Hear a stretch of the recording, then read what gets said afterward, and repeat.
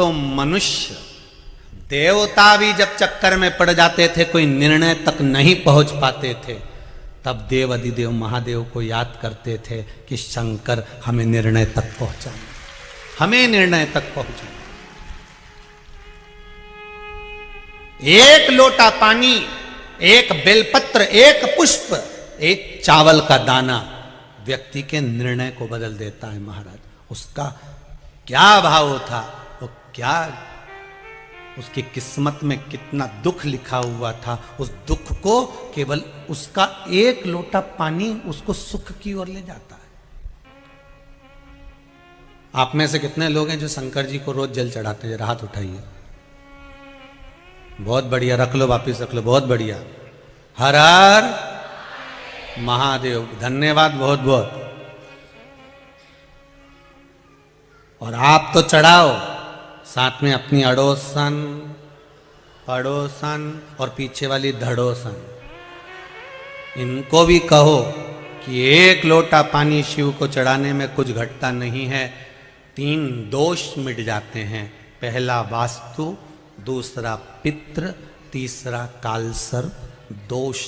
ये 3 दोष शंकर जी पर एक लोटा पानी चढ़ाने से मिट जाते हैं।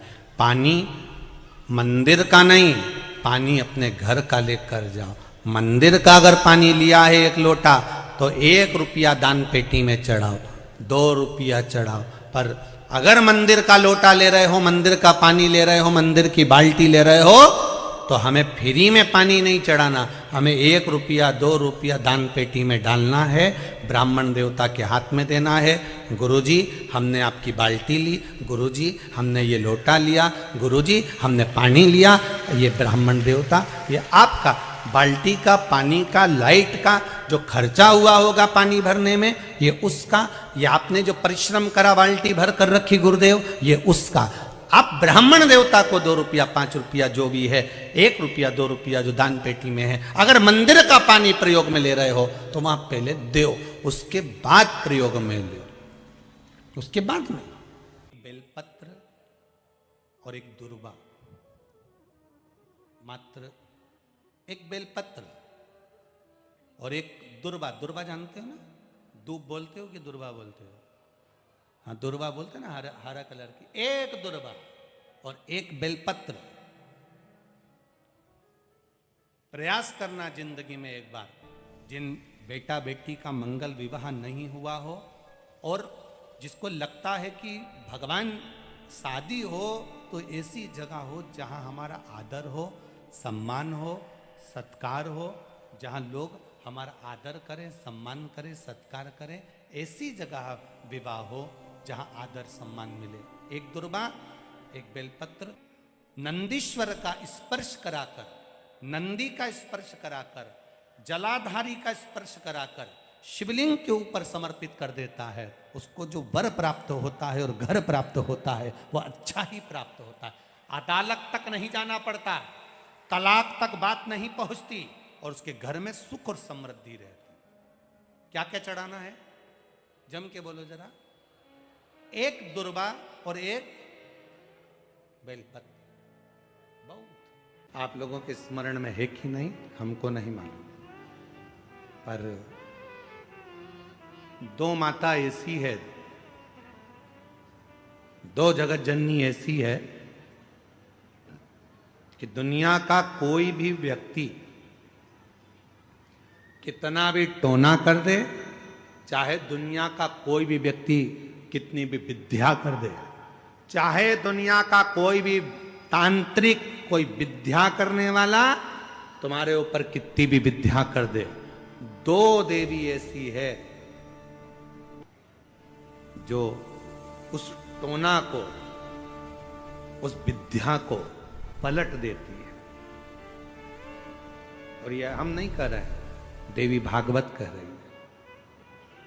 देवी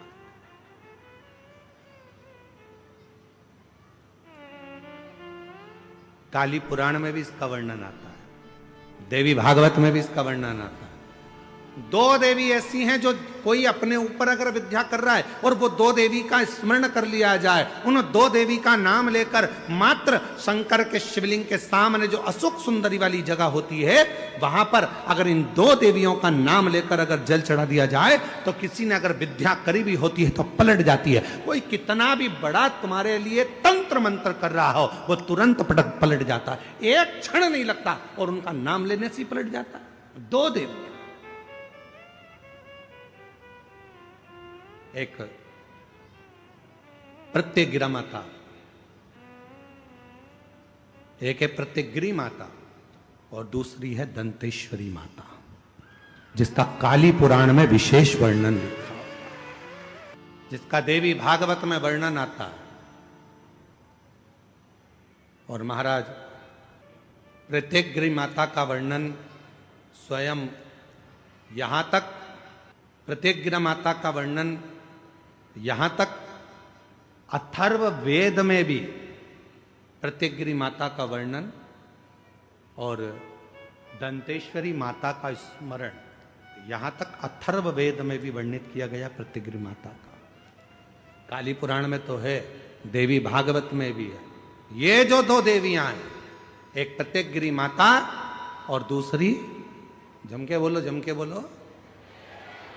दंतेश्वरी माता। ये दो माता ऐसी हैं, अगर भगवान शंकर का ये शिवलिंग है, ये जलाधारी है, माता पार्वती जी का हस्तकमल, और यहां सामने एक मोटी सी लाइन होती है अशोक सुंदरी का स्थान, इधर गणेश जी, इधर कार्तिकेय जी।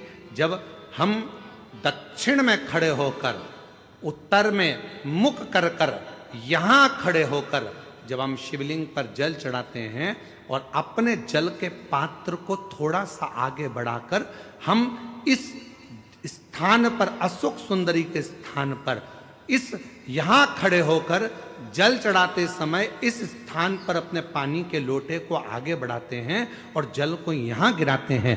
प्रत्यगिरी माता का नाम लेकर या मां दंतेश्वरी का नाम लेकर जब हम चढ़ाते हैं, आज दिन भर में अगर कोई ने भी हमारे ऊपर विद्या करी होती है, वो 2 मिनट के अंदर वो कटकर गिर जाती है और कोई असर नहीं हो पाता।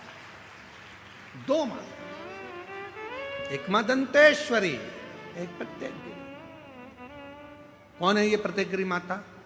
तो शिव महापुराण में बड़ा सुंदर वर्णन आया कि जब हिरण्यकशिपु ने बहुत तप करा, बहुत तप।